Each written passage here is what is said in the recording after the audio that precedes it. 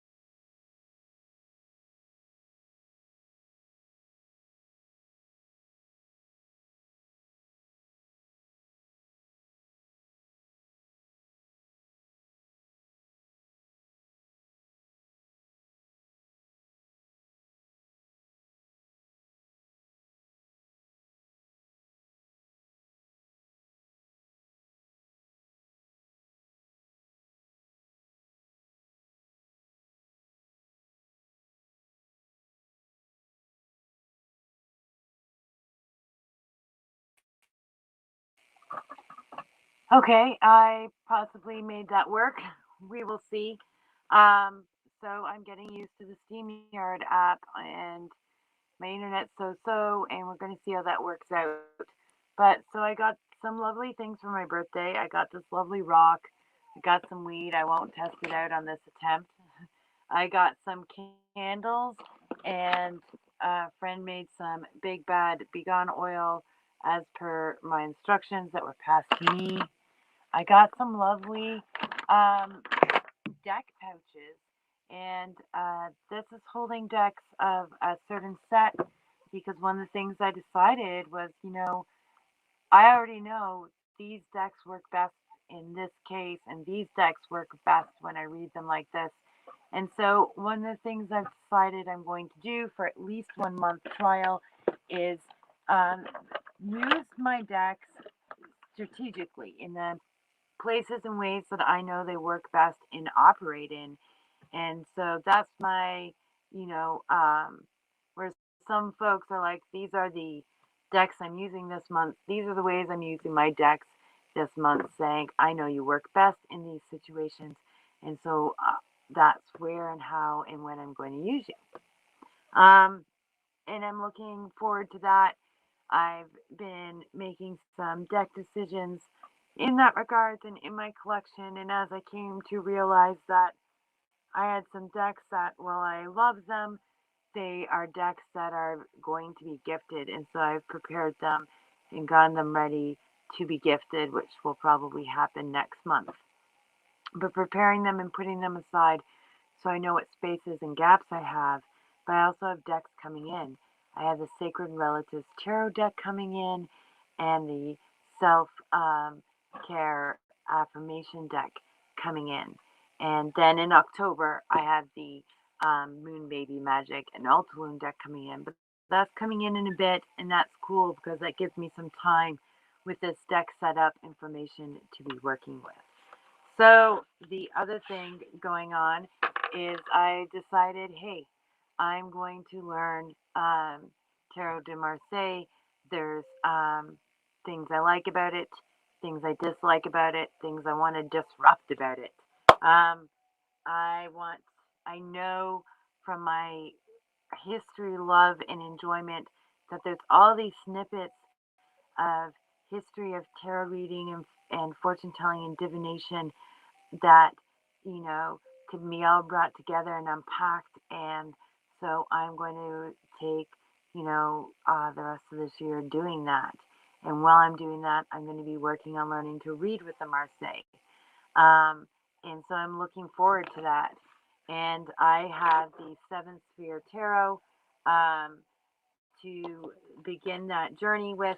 There wasn't a lot of diverse Tarot de Marseille decks out there. The pickings were pretty awful. There's the King Kong Black Power deck, but it's only the majors. And for learning, I wanted more than majors. I wanted majors and pips. This has got this beautiful rose gold foil on the sides, on the backs, on the 7-pointed star, which is the geometric symbol for seven sphere.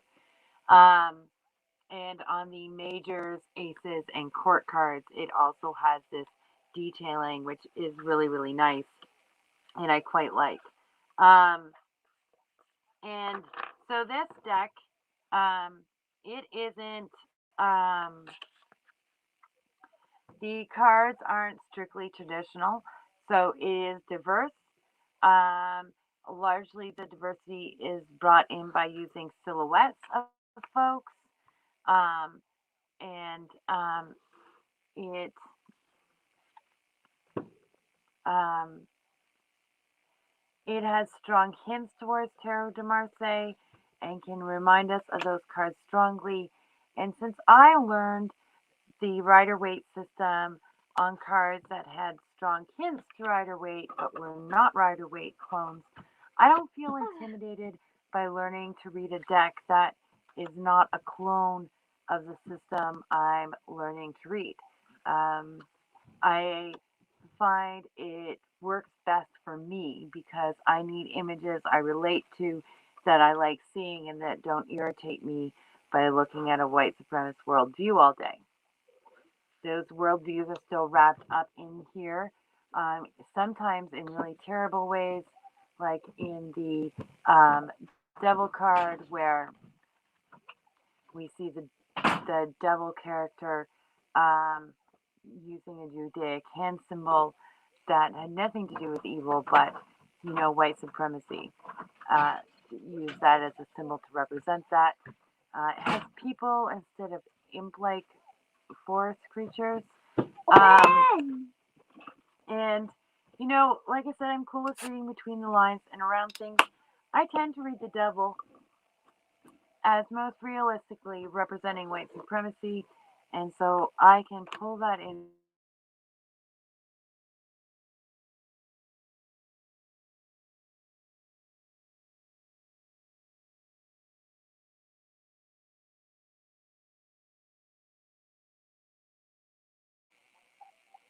Good, we're reconnecting. So these are the majors, and largely I'm happy with them. The um, the lovers and the devil's card, the characters aren't really gendered, um, although you could read them as masculine based on how the other cards are put together. So I do appreciate that too. There's times where like really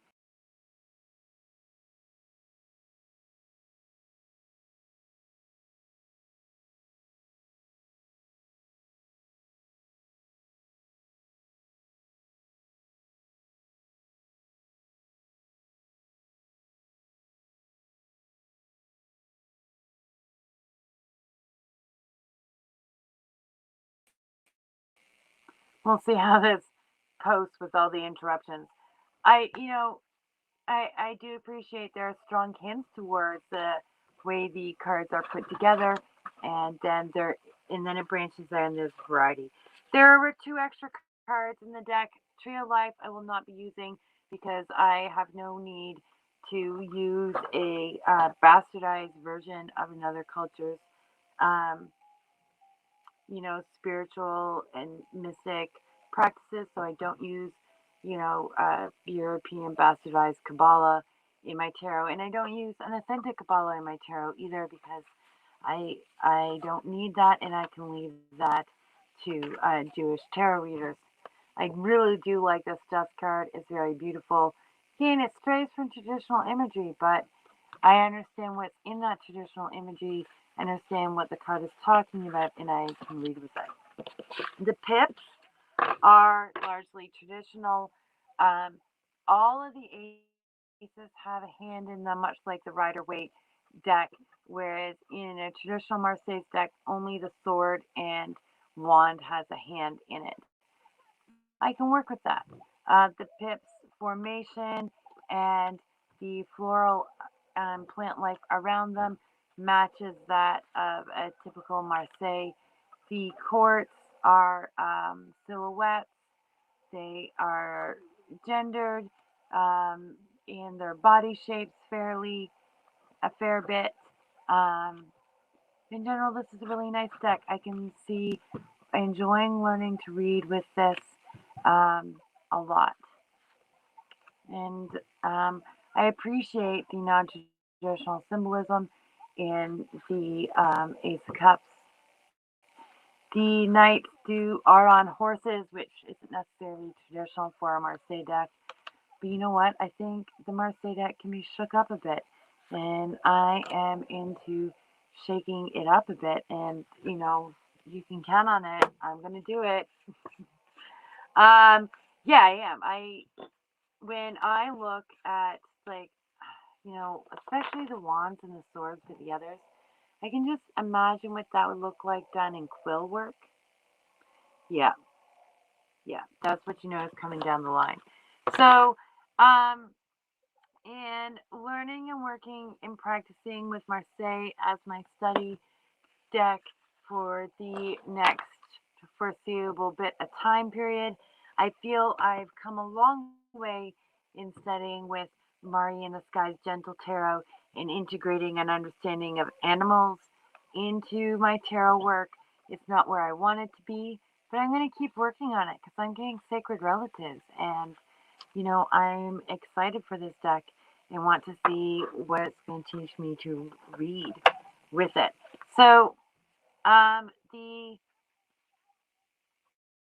I have friends from two strains of um, divination and tarot reading who um, have both suggested one way to read tarot decks is shuffling the majors. Um, and they set like that tone for your reading, and then you use the minors to tell the story of that situation. And so that's how I'm working with Tarot de Marseille. Is I'm working with it in that sort of manner where the major cards are going to set the tone of that story or tell me something about the two people in that story, and then I'm going to use the minors to flesh that story out. And so, oh,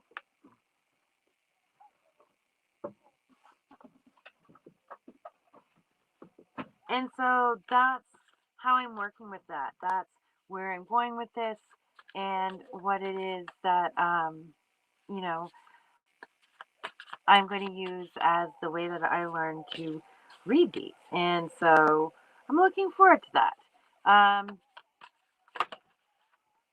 And so this is what, I would do with this. So I would say, all right, so we have two people in a relationship. And they start out as we're looking at one's chariot. This is somebody who's, really determined and focused on this. And then we have the judgment card, somebody who's overcoming some issues in this relationship. And so we want to see what those issues might be. What is it they're trying to rise up and overcome? And well, we see judgment. They're trying to rise up and overcome some judgment um, about this relationship, probably from like their mother. And, you know, the other person is like struggling against their ideas of what stability in a relationship is and trying to drive um, through those concerns about is this stable, is this secure, and go with their heart in this and what it is they really want. So we see two people who are working to overcome something in that way. And if we look at how this is going to go, then we see that if they get over, like, you know, everybody else's opinions and insights, that they're going to have like a relationship that is um, emotionally and physically secure and stable. And they will find happiness and stability in that relationship. So, in like a really brief snippet. That's how I'm using them, and I'm looking forward to taking this journey and into digging into something new and different, um, and adding a bit more of a learning curve. I'm also going to be getting a book to go along with the runes that I got from Sparkle Divine Tarot. I follow Nina on Shuffle Tarot and watch, her rune reading for learning and inspiration. I'm going to get one of the books that she has recommended. And in that case, um, with Marseille, I'm going to be looking at learning to read a different system of and throwing myself more into my understanding of elements to numbers. With the runes, I'm going to go, oh, and history. With the runes, I'm going to go into my love of poetry and study and learn the runes from the aspect of their eddas. Um, and that's what I'm going to bring to my life in my 47th year for my personal enrichment. There will certainly be, you know, um, much spillover from that into my professional enrichment. And, I have some projects that I am looking at and talking about getting going. And that, that's what will be coming, along with an improvement in equipment and me getting used to these systems and trying out and experimenting with new things to improve the qualities and opportunities that I can bring.